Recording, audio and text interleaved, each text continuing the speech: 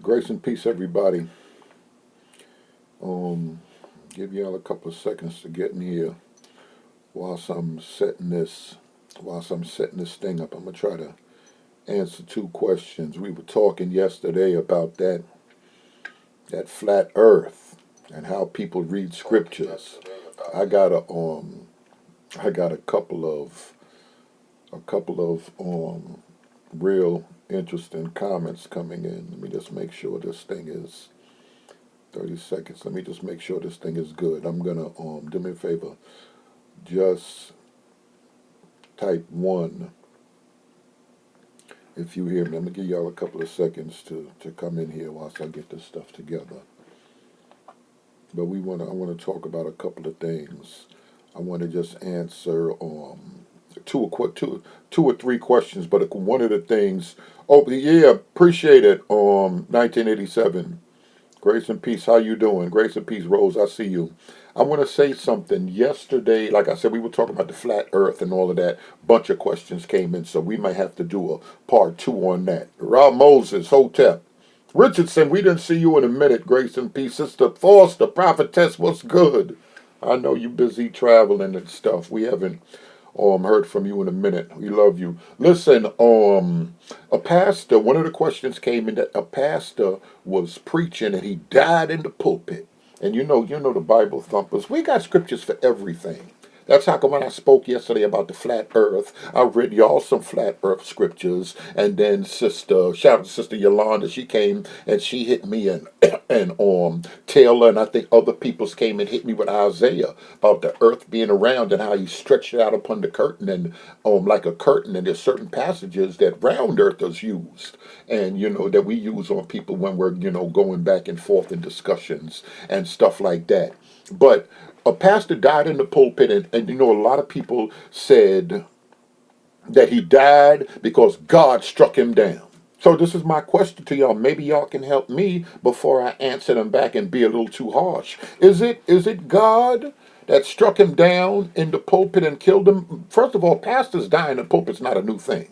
Pastor's been dying in the pulpit. I'm not a spring chicken, but pastor's been dying. I've known a few pastors to die in the pulpit or right after they finished preaching up there. He was preaching. He wasn't behind the podium, but he was down on the floor and he was preaching and he was going in. Then he sat in a chair. I don't know if the chair was supposed to be as an illustration. And you know how the saints are. Yes, praise God. And they clapping and everybody just, a few of them on their feet. Then he started leaning over and he just fell and hit the ground. His legs went up in the air. Then they went, the ushers and everybody, elders went up there, and come to find out he was dead. He died whilst he was preaching. Now, a lot of people want to make that sound like that is, oh, Rev C, grace and peace. A lot of people want to make that sound like that's the judgment of God. The judgment of God. He died. He was playing with God in that pulpit, and God killed him in the pulpit.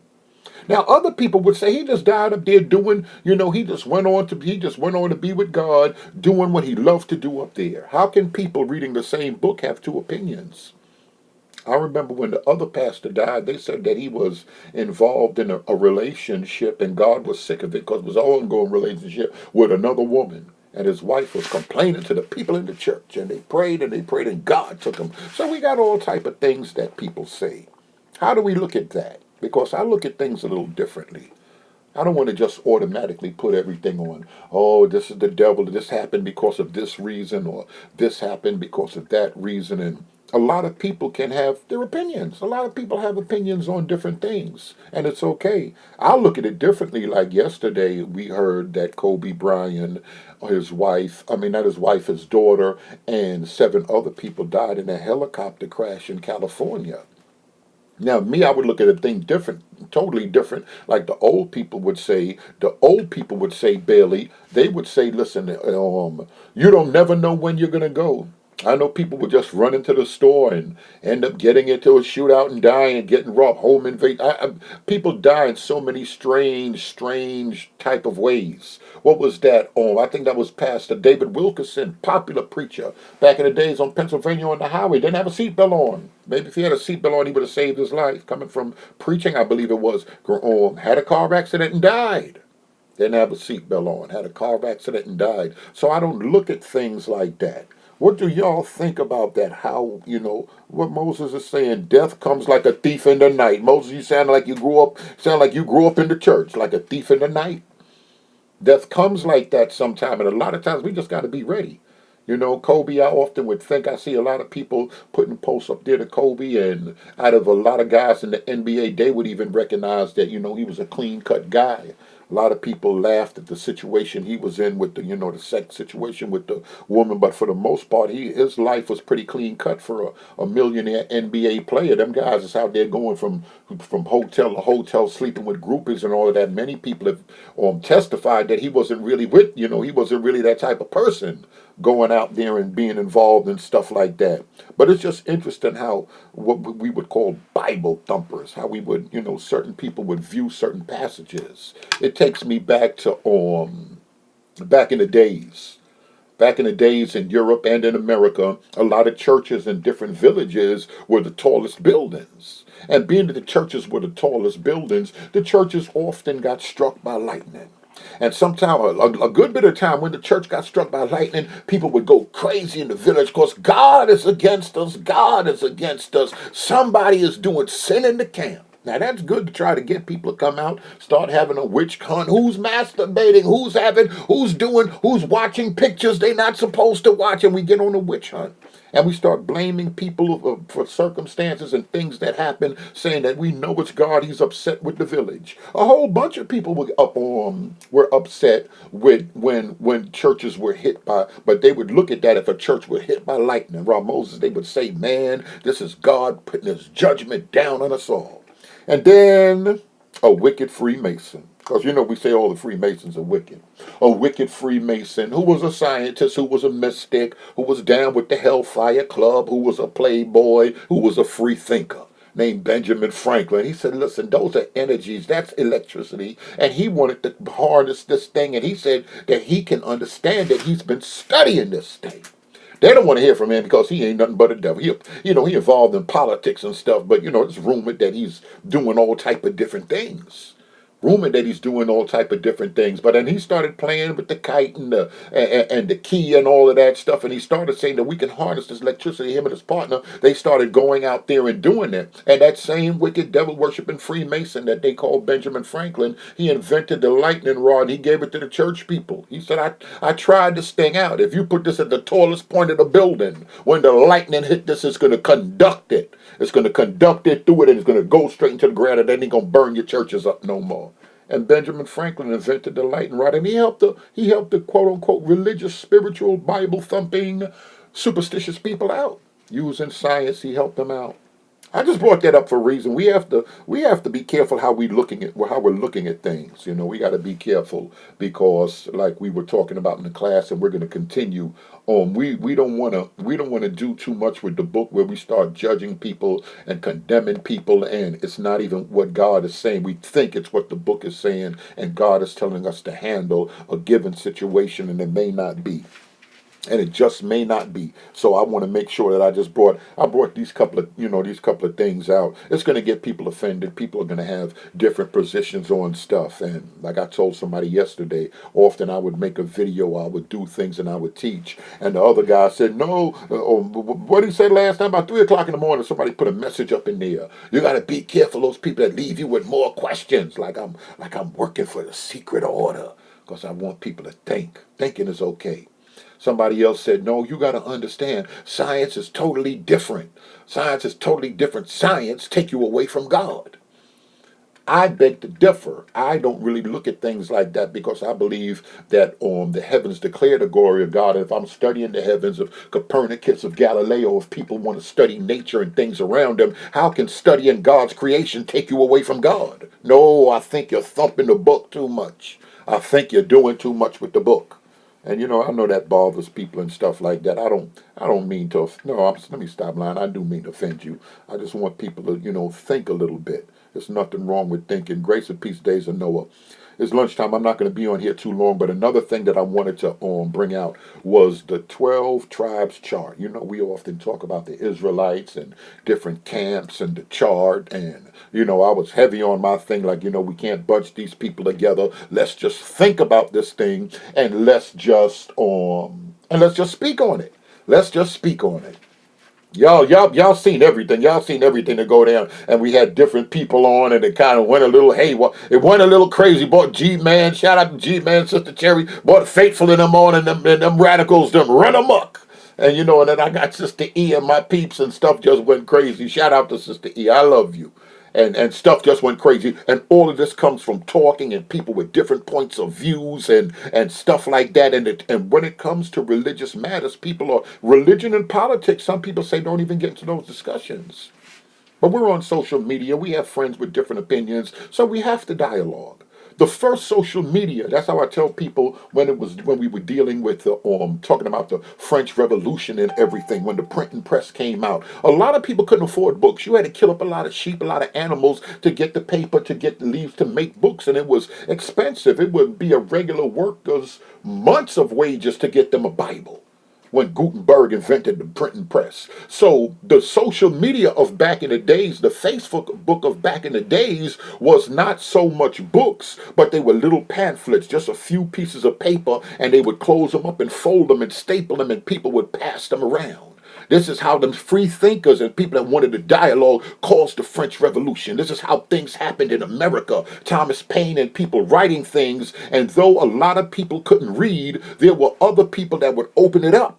If I'm the only one, there's 50 of y'all in here. If I'm the only one, or 4 of us are the only ones in here that can read, we'll open up the pamphlet and we'll read it to the people in the village, and everybody would begin to dialogue. What about indulgences and purgatory? And they're building a cathedral, but they said if we give them money, our loved ones will come out of purgatory and go into paradise and be with the Lord. And other people say, no, I think this is foolishness. And people started talking. And that's how revolution came, from people talking through pamphlets, the first social media.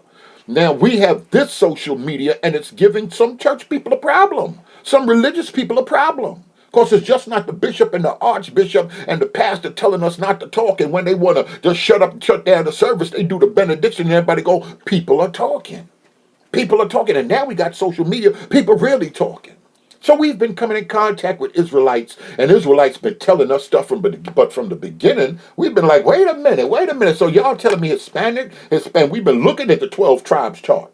For y'all that don't know what it is, that's what the Israelites use to break up Native American, Haitians, Jamaicans, blacks in America from the tribe of Judah. And they claim that that's when the slave trade went down. Like the slave master knew he was enslaving Israelites, and he put us on ships and had us divided up according to the tribes. Y'all are the tribe of Issachar. Y'all Haitians, there's a tribe of Benjamin over here. And then when they dropped us on the different islands in Jamaica, when they dropped us in Haiti, when they brought us to Richmond, when they brought us to Virginia, they knew that all of Judah get off right here. Oh, and listen, all of Issachar, y'all gonna get off right here. These are the Mexicans, these are the Ecuadorians, and the 12 tribes chart, to anybody that know history, know the chart was garbage. The chart historically was garbage, but there are people that believe it.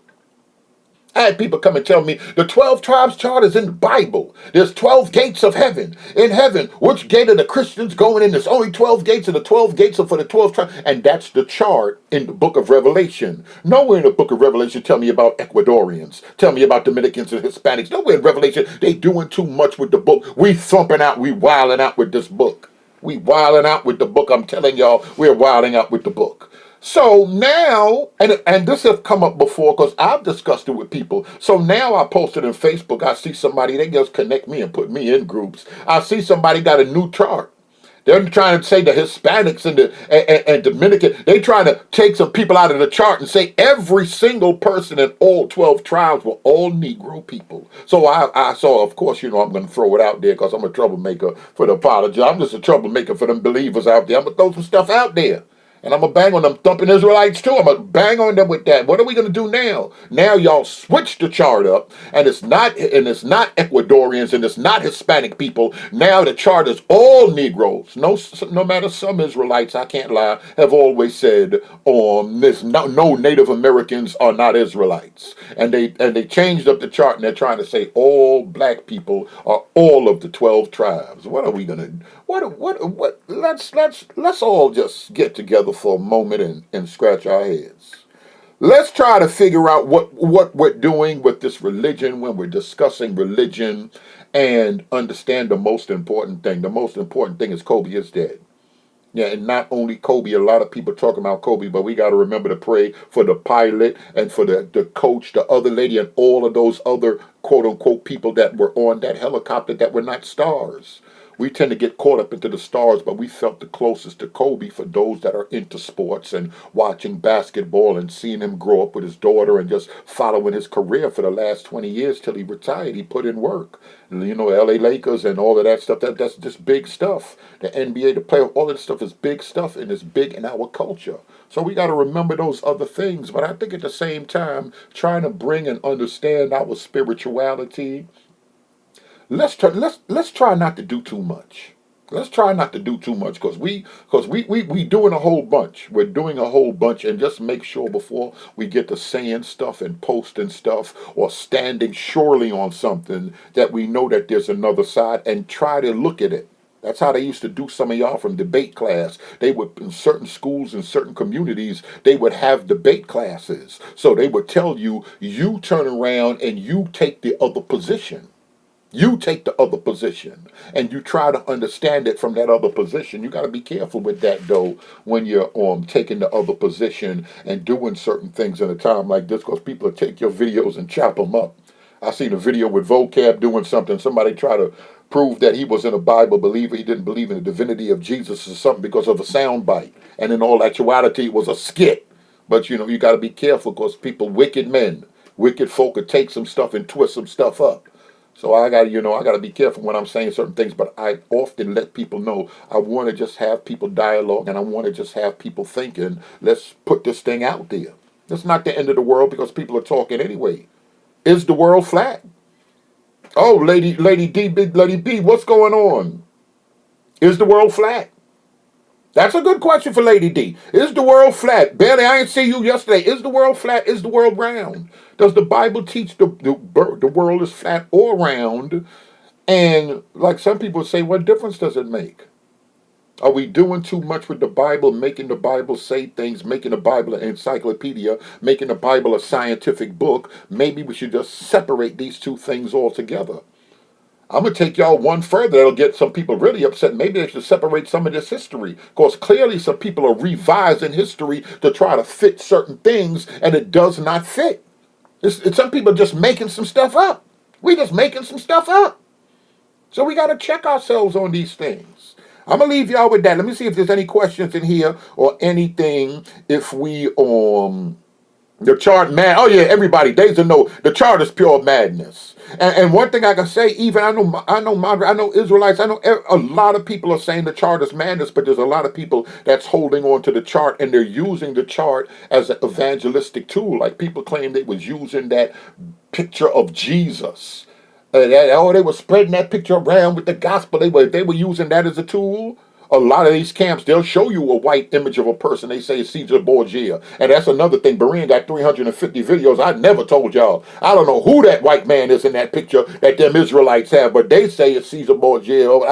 Listen, I'm not even into that. I know that ain't the Jesus of the Bible. So I'm not dealing with that, but they're telling you it's this person and they're using tools to evangelize to hook people up emotionally. Y'all are Judah, now we're the Negro, now we're pushing Hispanic, Dominicans, we're pushing everybody else away, and now only the blacks are Israel now. It's not the Dominicans like they said before, like the older chart saying now it's a new chart. All of this stuff is based on catching you with your emotions, getting you emotionally caught up in stuff. That's how salesmen do. The new phone is out. You can't live without the new phone. No, this phone only 9 months old. Wait a minute.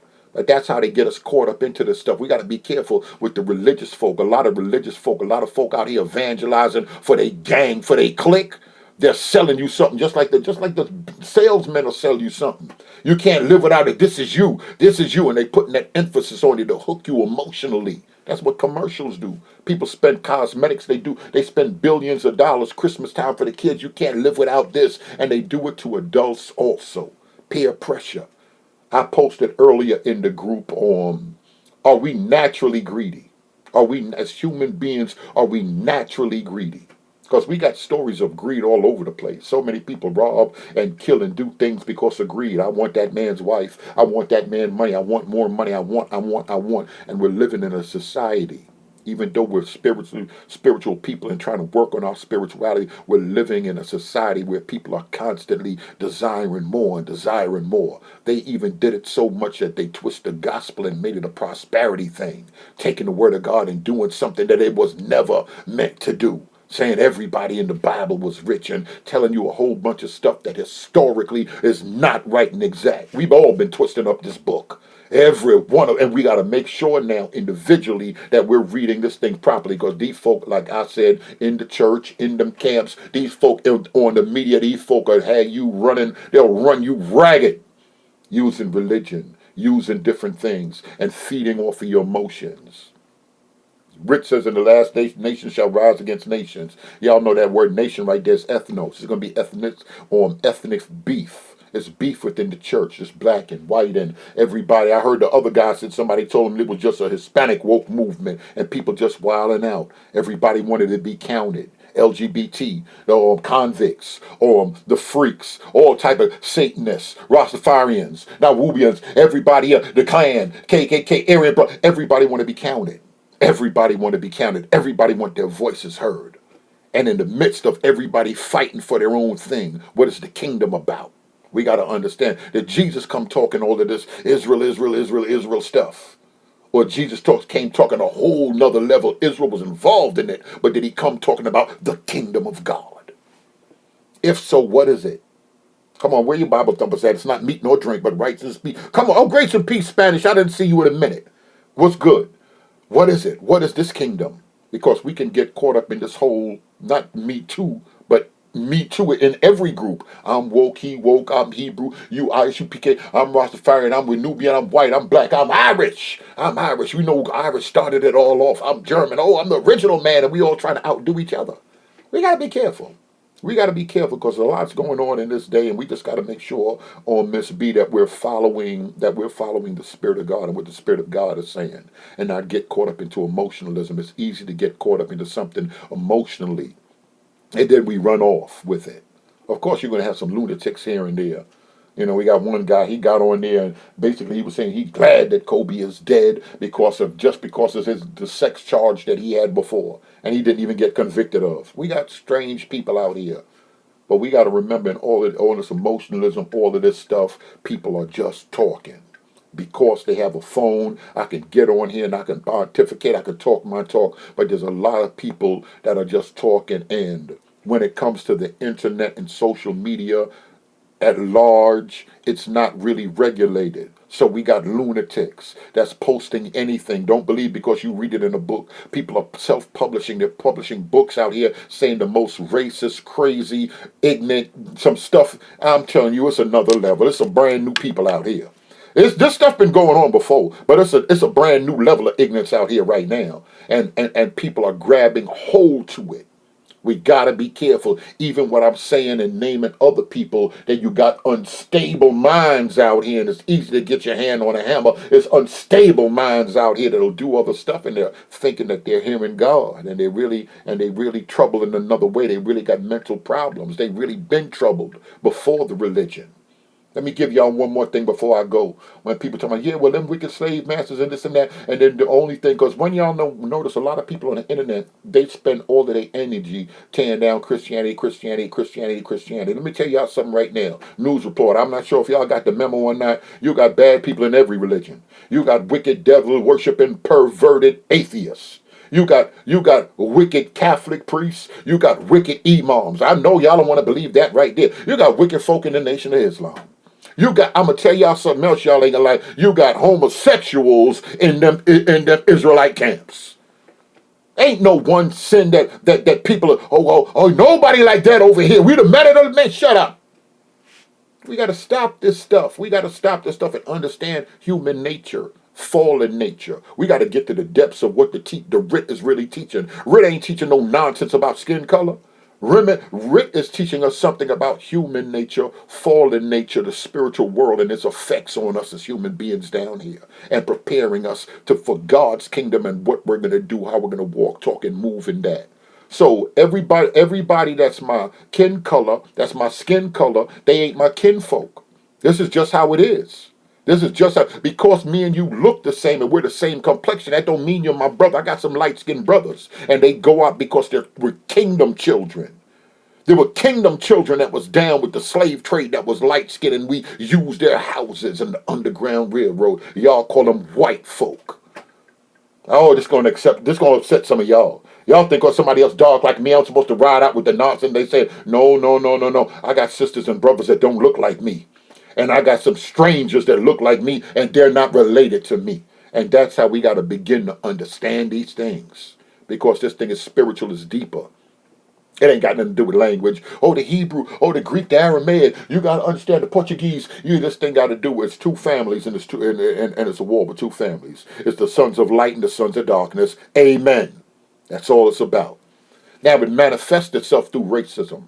I was watching a video, and the other guy, he just won a discrimination suit, and he went to the bank and he had three checks, tens of thousands, I think a couple of 100,000, and he wanted to deposit two of the checks, and the smallest check for 13,000, he wanted to cash that.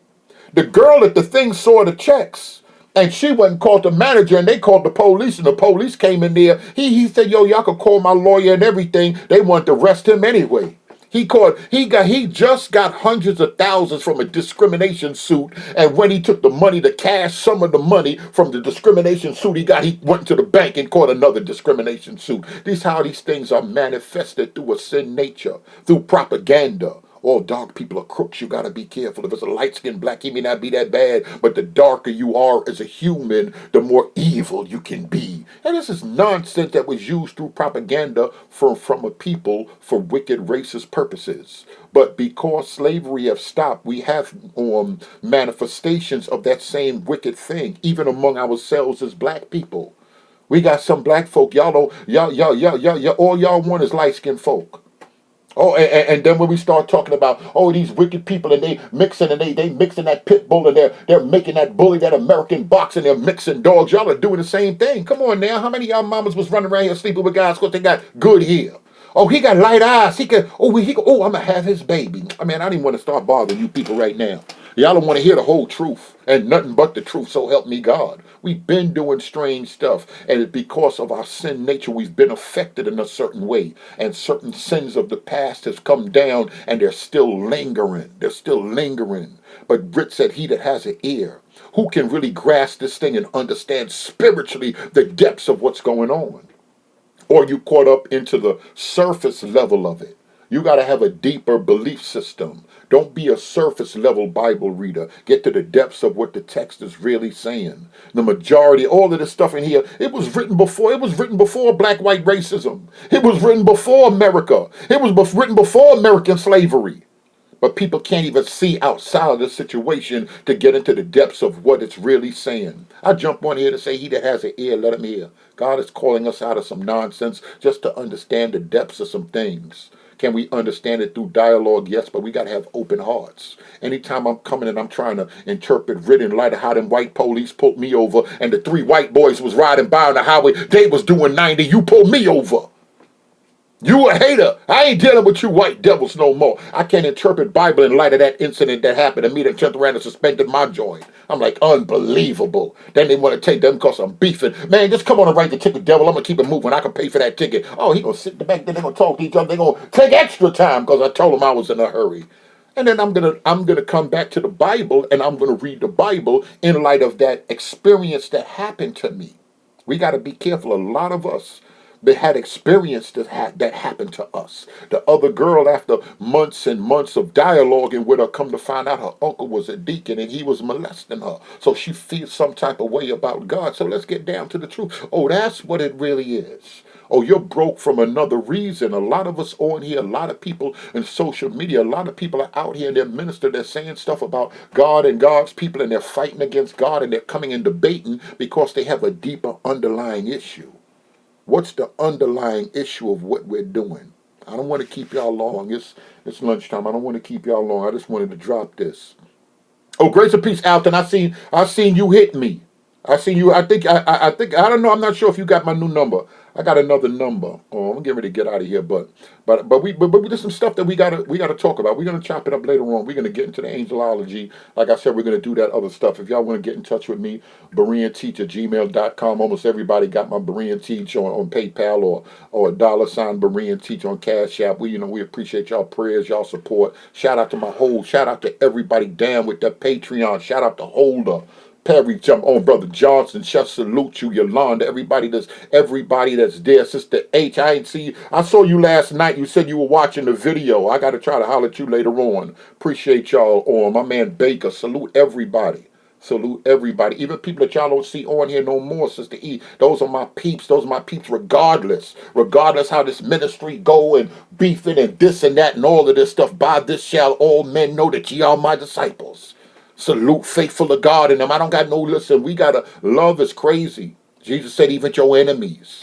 It's easy to love somebody, even your enemies. That's how come I asked it. That's how come I could tell with them other folk. Oh yeah, the white man, what the white man, hey, the wicked, that's what the Bible speak about. Listen, Jesus said, pray for those that despitefully use you. Oh, I could tell where your spirituality at, because it got to line up with the book.